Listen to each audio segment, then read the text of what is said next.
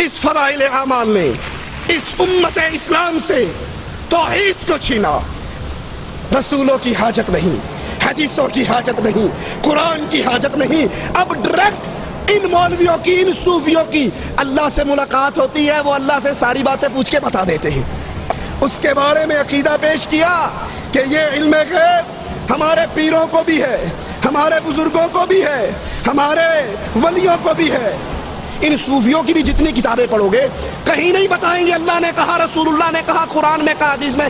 ایک سید صاحب نے بتایا، ایک شاہ صاحب نے ذکر کیا۔ چاہتے ہو ہدایت مل جائے، چاہتے ہو امن مل جائے، اس کتاب اللہ کو سینے سے لگاؤ، اللہ کی توحید کو سمجھو، اللہ کی توحید کے اندر کسی اور کو شریک نہ کرو، شرک سے تم بچ جاؤ، ہدایت بھی عطا ہو جائے گی اور آخرت میں نجات بھی مل جائے گی۔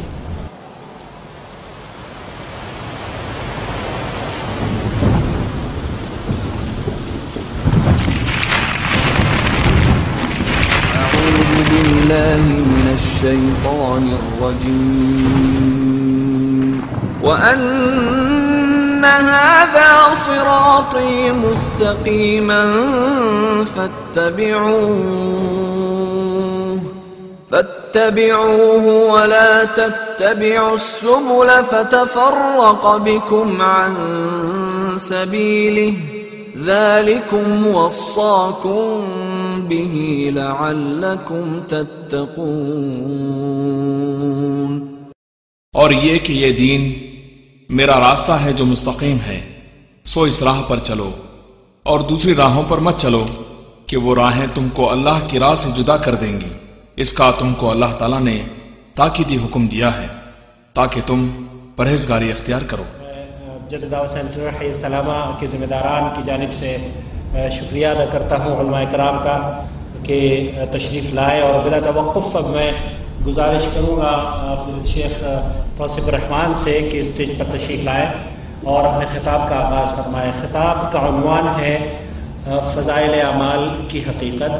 حضرات، اس سے پہلے کہ فضیلت شیخ اپنے خطاب کا آغاز فرمائیں، میں یہاں یہ عرض کرنا چاہوں گا کہ فضائل اعمال کتاب ہو یا کوئی اور دوسری کتاب ہو، کسی بھی خاص فکر کے خلاف ہماری کوئی دشمنی نہیں ہے۔ ہم تو یہ چاہتے ہیں کہ ہم ان لوگوں کے ساتھ مل جل کر دین اللہ کی تبلیغ کے لیے جدوجہد کریں۔ صرف درخواست یہ لے کر حاضر ہو رہے ہیں جو غلط عقائد، جو باطل عقائد ان کتابوں میں موجود ہیں ان پر نظر ثانی فرما لیں۔ جزاکم اللہ خیر۔ نحمده ونصلي على رسوله الكريم۔ اعوذ باللہ من الشیطان الرجیم، بسم اللہ الرحمن الرحیم۔ قل هو اللہ احد اللہ الصمد لم یلد ولم یولد ولم یکن له کفوا احد۔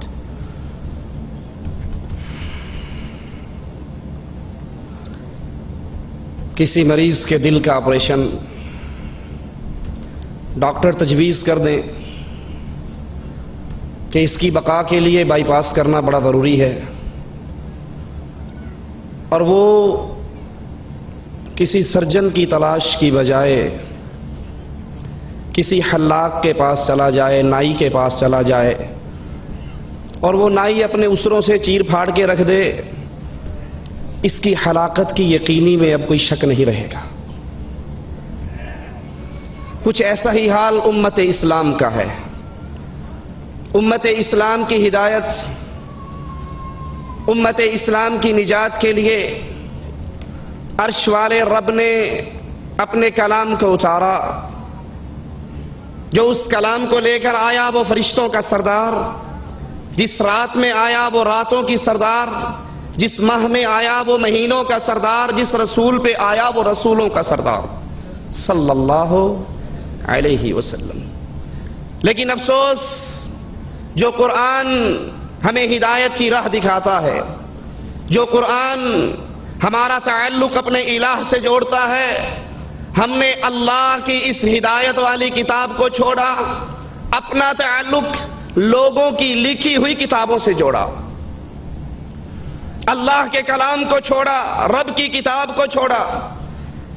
کبھی کسی مولوی کی کتاب کو سینے سے لگا لیا، کبھی کسی مولوی کی کتاب کو سینے سے لگا لیا. اور برا ہو ان علماء سو کا جنہوں نے عامت الناس کو یہ بات سمجھائی کہ قرآن سیکھنے اور سمجھنے کے لیے 18 علوم کی ضرورت ہے. ان علوم کو سیکھے بغیر تم کتاب اللہ کو نہیں سمجھ سکتے. اب جو حضرت نے لکھ کر دے دیا ہے اس کو سینے سے لگا لو.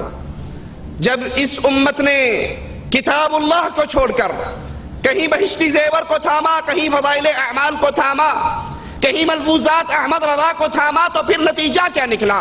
یہ امت بربادی کی طرف بڑھتی ہی گئی اور اس امت پر ذلت اللہ نے واجب کر کے رکھ دی.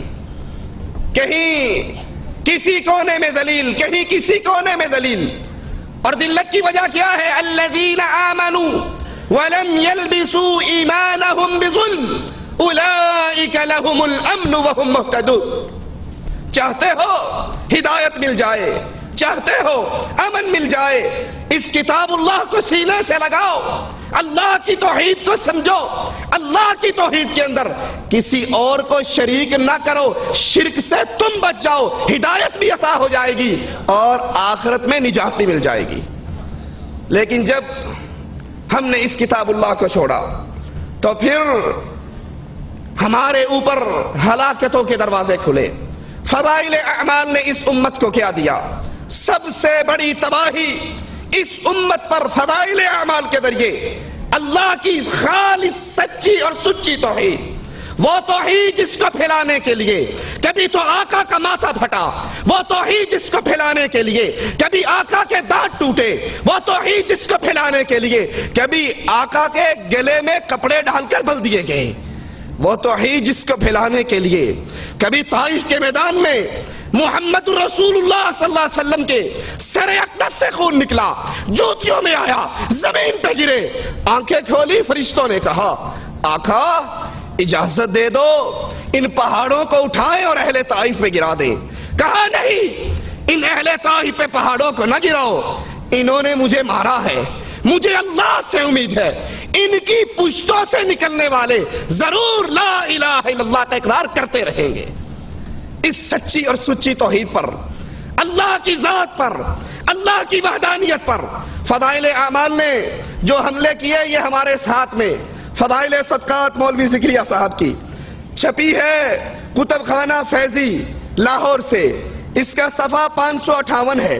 558 صفحے پر اللہ کی توحید پر حملے کرتے ہیں، ذرا آپ بھی سنیے. اور پھر شیخ عبد المالک فرما رہے تھے غور کرنا میری اور آپ کی اللہ سے جو تعلق کی رسی ہے وہ ٹوٹ نہ جائے، اور مشرک کی رسی رب سے جڑا نہیں کرتی. اللہ سے محبت، اللہ سے دوستی اہل توحید کی ہوتی ہے، اور جب شرک داخل ہو جاتا ہے اللہ کی لعنتیں اور اللہ کا عذاب برستا ہے. یہ صفحہ 558 پر کہتے ہیں اے اللہ جھوٹا ہوں، کچھ نہیں ہوں، تیرا ہی ذل ہے، تیرا ہی وجود ہے، میں کیا ہوں؟ کچھ نہیں ہوں، اور جو میں ہوں وہ تو ہے، جو میں ہوں وہ تو ہے. میں اور تو خود شرک در شرک ہے، تو میرے میں سے نکلا ہے، میں تیرے میں سے نکلا. اے اللہ جو تو ہے وہ میں ہوں. رسول اللہ نے تو کہا تھا لا تطرونی کما طرت النصارى، مجھے ایسے نہ بڑھانا جیسے عیسائیوں نے عیسیٰ کو اللہ کا بیٹا کہا. میں اللہ کا بندہ ہوں، اس کا رسول ہوں، مجھے اللہ کی اس دی ہوئی اتھارٹی سے اوپر نہ کرنا. لیکن مولوی ذکریہ صاحب وحدت الوجود کا عقیدہ اس امت میں پھیلاتے ہوئے کہتے ہیں اے اللہ جو تو ہے وہ میں ہوں، جو میں ہوں وہ تو ہے، میں اور تو خود شرک در شرک ہیں. نہیں اللہ کے بندو، وہ اللہ ہے، ہم عبداللہ ہیں. وہ خالق ہے، ہم مخلوق ہیں. وہ رازق ہے، ہم مرزوق ہیں. وہ کھلاتا ہے تو کھاتے ہیں، وہ پلاتا ہے تو پیتے ہیں، وہ سلاتا ہے تو سوتے ہیں. وہ اللہ ہے. تکاد السماوات یتفطرن من وتنشق الارض وتخر الجبال هدا ان دعوا للرحمن